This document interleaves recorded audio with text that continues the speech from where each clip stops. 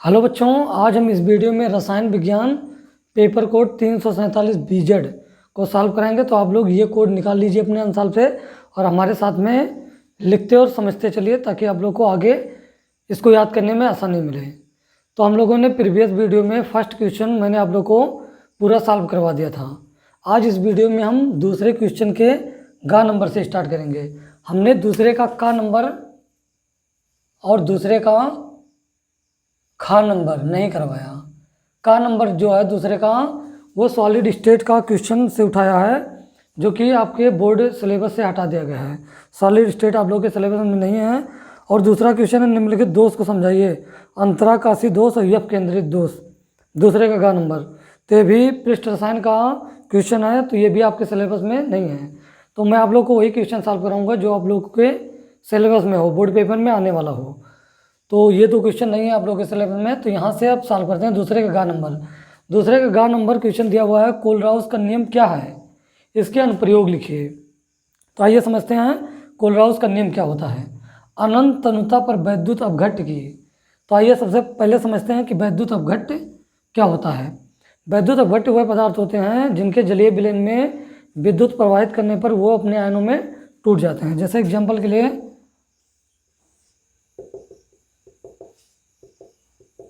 ये हमने NaCl का विलयन ले लिया और इसमें विद्युत प्रवाहित करेंगे तो ये क्या होगा, Na प्लस और Cl माइनस में क्या होगा, टूट जाएगा।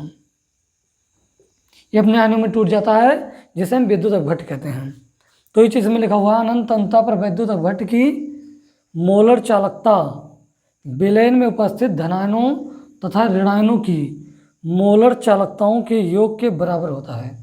तो ये इसका देखते हैं गणितीय रूप क्या होता है। गणितीय रूप होता है कप्पा यम infinite NaCl equal to kappa यम इनफाइनाइट Na प्लस और प्लस कप्पा यम इनफाइनाइट Cl माइनस। ये कोलराउस के नियम का गणितीय रूप है। जैसा कि आप देख रहे हैं, इस गणितीय रूप जो डिफिनीशन इस गणितीय रूप से स्पष्ट है कि किसी विद्युत अपघट्ट की अनंत तनुता पर चालकता उसके धनायनों तथा ऋणायनों की मोलर चालकताओं के योग के बराबर होता है, जिसे हम कोलराउस का नियम कहते हैं। आइए समझते हैं आगे कोलराउस के नियम का अनुप्रयोग। पहला दिया हुआ इसमें वियोजन की मात्रा की गणना करने में, कहीं कहीं आप लोग को लिखा मिलेगा वियोजन की कोट की गणना करने में। तो इसके वियोजन की गणना हम कुछ इस प्रकार इस फार्मूले से करते हैं। अल्फा इक्वल टू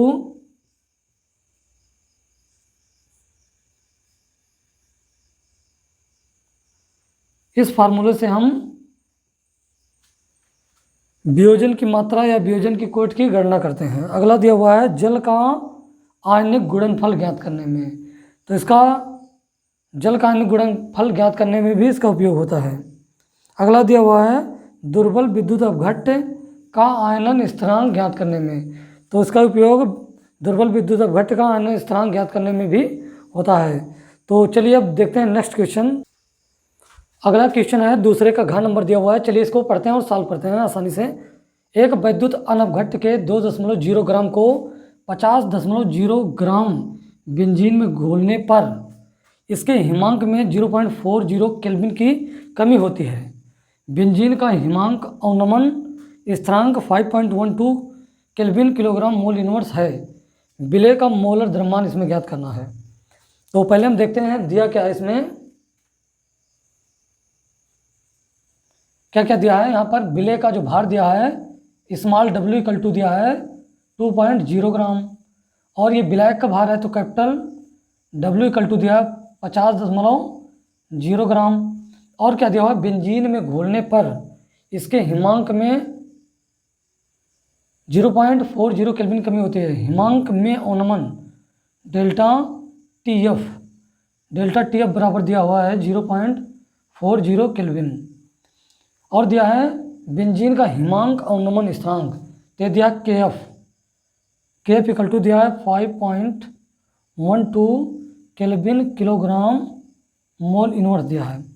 ये सारा मान इसमें दिया हुआ है और इसमें ज्ञात करना है मोलर द्रव्यमान, मतलब अणुभार ज्ञात करना है, ये ज्ञात करना है। और इसका फार्मूला क्या होता है मैं आप लोगों को बता रहा हूँ। m इक्वल टू होता है 1000 into KF into small w अपान KF इंटू कैपिटल W, ये फार्मूला होता है। तो इस फार्मूले से हम विलय का मोलर द्रव्यमान या इसी को अणुभार के नाम से जाना जाता है, इसको ज्ञात करेंगे। तो चलिए सभी वैल्यू को इस फार्मूले में पुट करते हैं। तो यहाँ से हो जाएगा m equal to 1000 into KF का मान है 5.12 इंटू स्मॉल w का मान है 2, 2 के बाद दशमलव के बाद जीरो लगाने का कोई मतलब नहीं, तो 2 लिख दे रहा हूँ। और नीचे डेल्टा TF का मान है 0.40 और यहाँ पर कैपिटल W का मान है 50.0, तो दशमलव के इधर जीरो नहीं लगाएंगे।